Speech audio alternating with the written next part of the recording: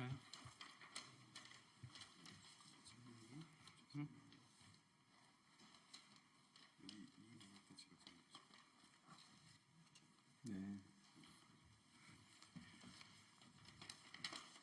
네, 안녕하십니까. 더불어민주당 국회의원 박홍배입니다.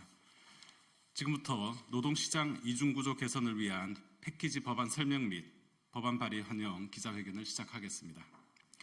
오늘 기자회견은 박홍배 의원실과 한국노동조합 총연맹, 전국민주노동조합 총연맹이 공동 주최하고 있습니다. 먼저 오늘 기자회견 참석자를 소개하겠습니다. 한국노총 류기섭 사무총장님 참석하셨습니다. 민주노총 홍지욱 부위원장님 참석하셨습니다. 네, 현장의 목소리를 들려주실 분들입니다. 한국노총 연합노련 장경술 민간위탁분과위원회 의장님 참석하셨습니다. 민주노총 공공운수노조 서재유 코렐네트워크스 지부장님 참석하셨습니다. 네, 그 외에 양대노총 우리 간부님들, 동지들께서 함께하고 계십니다.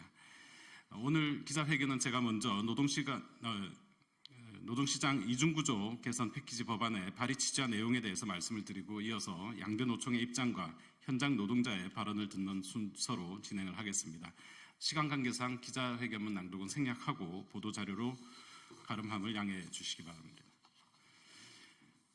대한민국의 노동시장 양극화는 갈수록 심화되고 있습니다. 2024년 8월 통계청 발표에 따르면 전체 임금 근로자 대비 비정규직 근로자의 비율은 38.2%로 역대 두 번째로 높은 수치를 기록했습니다. 더 큰 문제는 임금 격차입니다. 정규직과 비정규직의 임금 격차는 역대 최대치인 174만 8천 원에 달합니다. 1997년 IMF와 1998년 파견법 제정 이후 파견, 하청, 비정규직 노동자들이 계속해서 증가해왔습니다. 그러나 이중 삼중 구조의 노동 착취 속에서 이들을 보호하기 위한 법과 제도는 부족한 현실입니다.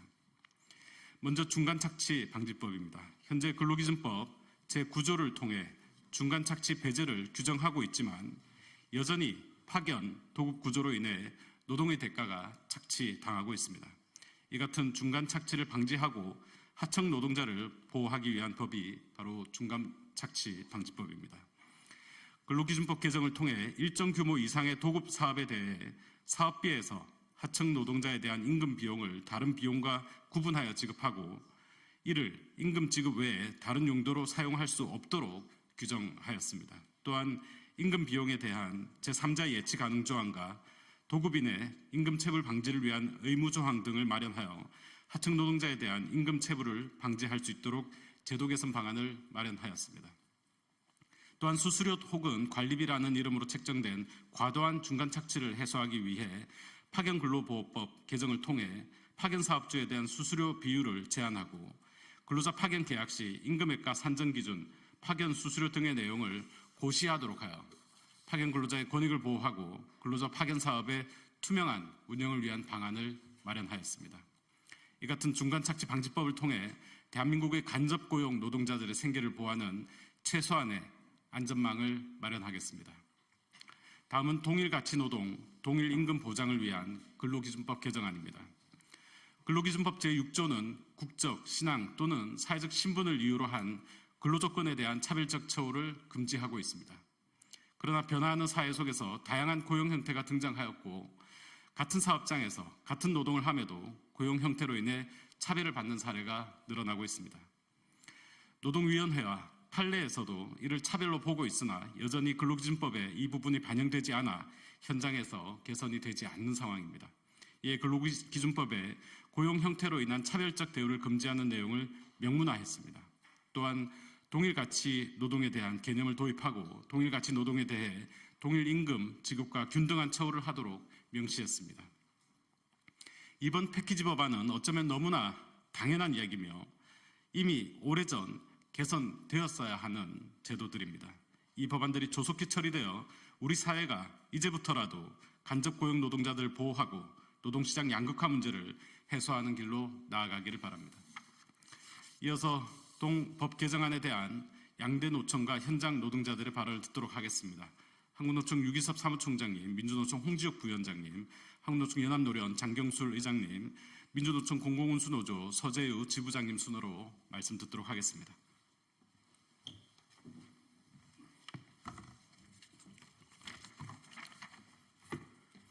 네, 반갑습니다. 한국노총 사무총장 유기섭입니다.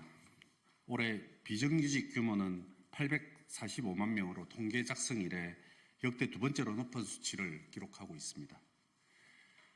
정규직과 비정규직 간의 임금 격차 역시 7년 연속 역대 최대치를 경신하고 있습니다.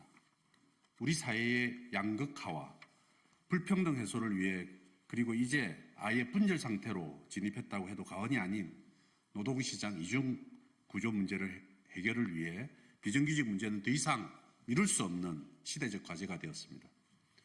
하지만 윤석열 정부는 지금 어떻습니까? 역대 정부 가운데 그 어떠한 비정규직 대책도 마련하지 않는 정부는 지금 윤석열 정부가 유일합니다. 노동약자를 지원한다면서 실제로는 노동시장 이중 구조를 고착화를 기도하고 이를 핑계로 노동약자 예산을 삭감하고 이들에 대한 보호와 지원을 칼질하고 있습니다. 그렇지 않아도 하루하루가 막막한 수백만 비정규직 노동자들의 깊어지는 한숨과 실험은 아랑곳하지 않고 여전히 기업의 입장만을 편들면서 파견업종과 기간 확대를 운운하고 있습니다. 그렇기 때문에 오늘 박홍배 의원이 발의한 중간착취방지법, 동일노동, 동일임금보장법은 사회적 관심으로부터 소외된 비정규직 노동자들에게 담비와도 같은 입법안입니다. 구조적으로 불안정한 파견, 용역 등 간접고용 노동자들의 지위를 악용한 중간착취는 노동시장을 왜곡시키는 주범입니다. 똑같은 일을 하면서도 고용 형태가 다르다는 이유로 성별이 다르다는 이유로 임금과 보상을 차별하는 전근대적 노동관행은 이제 우리 사회에서 사라져야 합니다. 이제 국회의 역할이 중요합니다. 최근 시행령 계약을 통해 반노동 정책을 추진하려는 야욕을 숨기지 않고 있는 반노동 정부에 맞서 더 이상 우리 비정규직 노동자들의 고통과 눈물을 외면하지 말고 국회가 비정규직 문제에 더 많은 관심을 가지고 문제 해결에 앞장서야 할 때입니다. 한국노총도 비정규직 노동자와 같은 우리 사회 사각지대 노동자들을 보호하기 위해서라면 두 팔을 걷어붙이고 그 어디든 달려가겠습니다. 감사합니다.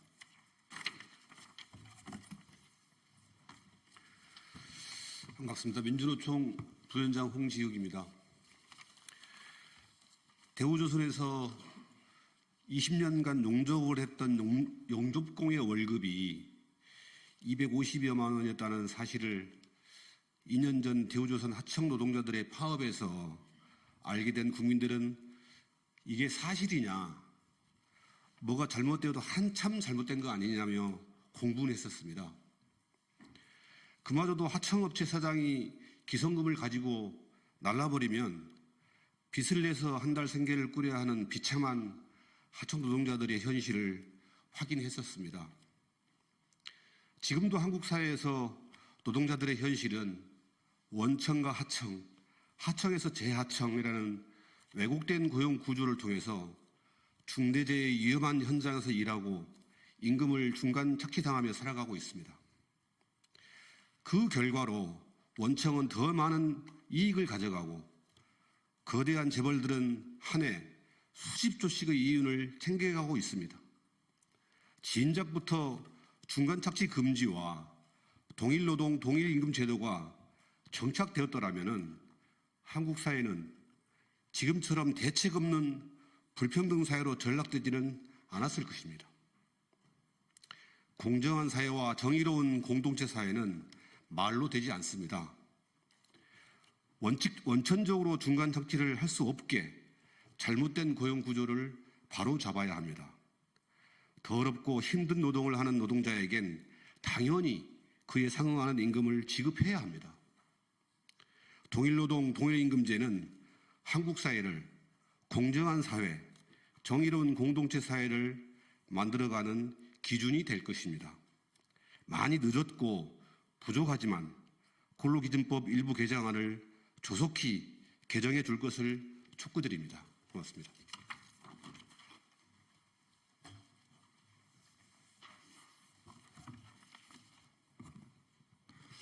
안녕하세요. 한국노총 전국연합노동조합연맹 민가이타 분과위원회 의장 장경술입니다.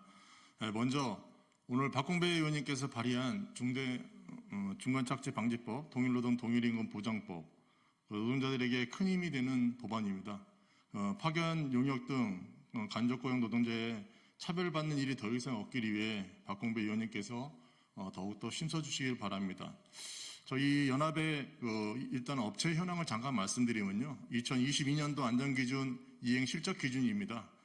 2023년 1월 기준으로 전국의 243개 지자체 중에 228개에서 용역업체가 1018개가 있습니다. 이 중에 직영이 186개, 그 다음에 대형업체가 832개입니다. 이래서 81%, 작업자 현황은 약 한 38,166명입니다. 중간착취 정의는 여러분들이 다 알겠지만 노동자와 사용자 사이에 개입해 노동자가 받아야 할 임금의 일부를 떼어내서 중간 이득을 취하는 행위입니다. 중간착취 간접고용 때문에 발생이 됩니다. 근로기준법 제9조는 중간착취를 불법으로 규정하고 있지만 용역업체는 인건비 가로채기는 법적으로 전혀 문제가 되지 않기 때문에 아직도 관행적으로 하고 있습니다. 이로 인해 가장 피해를 보고 있는 용역업체 노동자들의 피해는 사회적으로 많다는 건 누구나 다 알고 있지만 누구 하나 나서서 법안을 발의하지 않고 있습니다. 용역업체 비정규직 노동자들 현장에서는 굉장히 열악한 환경 속에서 일을 하지만 너무 열악합니다.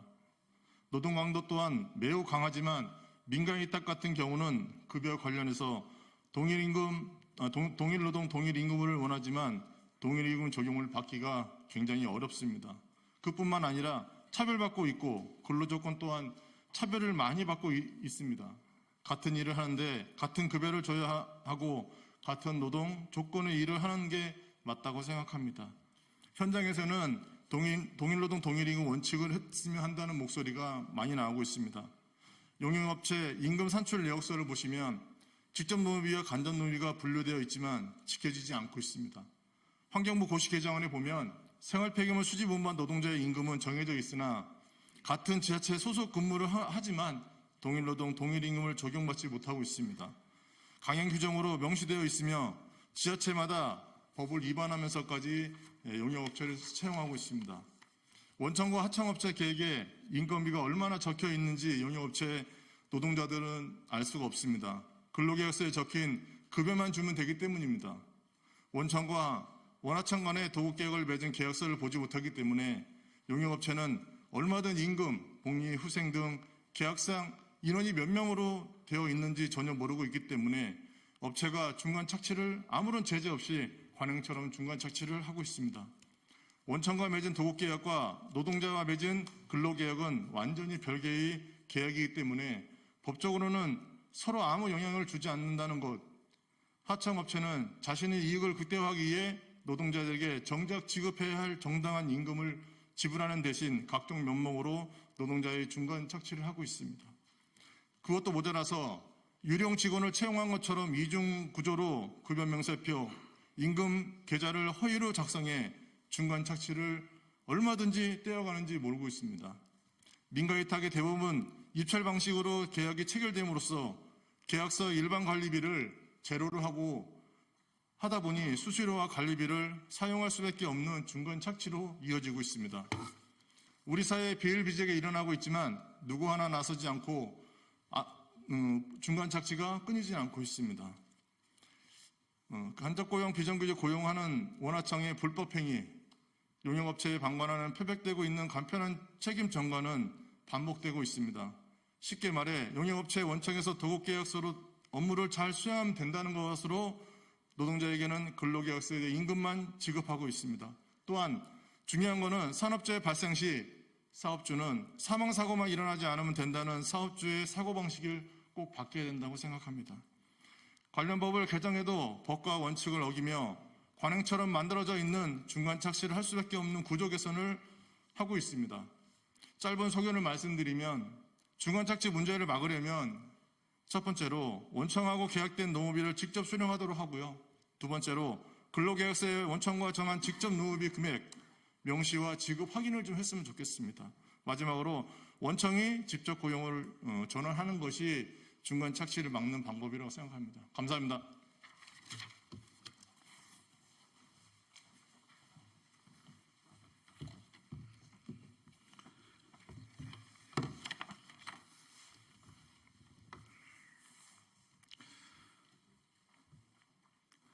예, 공공운수 노조에서 현장 증언을 하러 나온 코렐네톡스 지부장 서재유입니다. 코레일이 운영하는 280여 개 전철역의 절반 정도인 140개 역을 위탁받아 수행하는 용역자 회사 코렐네톡스의 당무역장이기도 합니다. 코레일은 당무역장의 위탁비로 기본급 345만 6,611원을 지급하지만 코레일 네트워크스가 제게 지급하는 기본급은 191만 9,740원입니다. 매월 기본급에서만 150만 원이 넘는 돈을 중간 착취해 갑니다. 역무원, 역장도 기본급에서만 40만 원에서 155만 원을 중간 착취당하고 있습니다. 그 중간 착취한 임금은 코렐 네트워크스 본사 직원들을 배불리는 데 쓰이고 남으면 다시 코레일이 배당금으로 가져갑니다. 하지만 누구도 처벌받기는커녕 더 긴 시간 일하도록 쥐어짜고 차별합니다. 중간 착취의 지옥입니다. 저는 도봉역에서 당무역장으로 일합니다. 도봉역은 저와 같은 코렐 네트워크스 역무원, 역장들이 운영을 하고 있습니다. 그 옆 방학역은 코레일 역무원, 역장들이 운영을 합니다. 도봉역과 방학역을 이용하는 시민들은 전철 요금은 똑같고 시민 안전을 지키고 역을 운영하는 업무도 똑같지만 용역 자회사 소속이라는 이유로 도봉역 역무원은 방학역 역무원의 절반 수준의 임금을 받습니다. 같은 일을 하고 더 장시간 일하지만 임금도 복지도 너무나 많은 차이가 납니다. 더 기가 막힌 것은 지금 이 시간에도 서울역, 용산역, 대전역, 동대구역, 부산역에서 승차권을 발매하는 역무원은 코레일 네트워크스 소속인데 역무원들이 가장 기피하는 업무를 하고 있지만 바로 옆에 있는 코레일 소속 역무원들의 절반의 임금과 더 장시간 노동을 하며 차별을 온몸으로 겪고 있는 것입니다. 중간 착취 방지를 위해 반드시 원화천간 체결된 노무비 이상을 각 노동자에게 지급하도록 하고 더 이상 같은 노동을 해도 하청 노동자라는 이유로 차별받지 않도록 해야 합니다. 중간 착취 방지법과 동일노동 동일임금 보장법을 이번 정기국회에서 반드시 통과시켜 줄 것을 요청드립니다. 아울러 민주노총 공공운수노조는 간접고용 노동자들이 노무비를 제대로 지급받기 위해 11월 20일 중간착취 금지를 촉구하는 기자회견과 11월 29일 중간착취 금지를 촉구하는 문화제를 개최할 예정입니다. 많은 관심을 가져주시고 함께해 주시길 요청드립니다. 고맙습니다.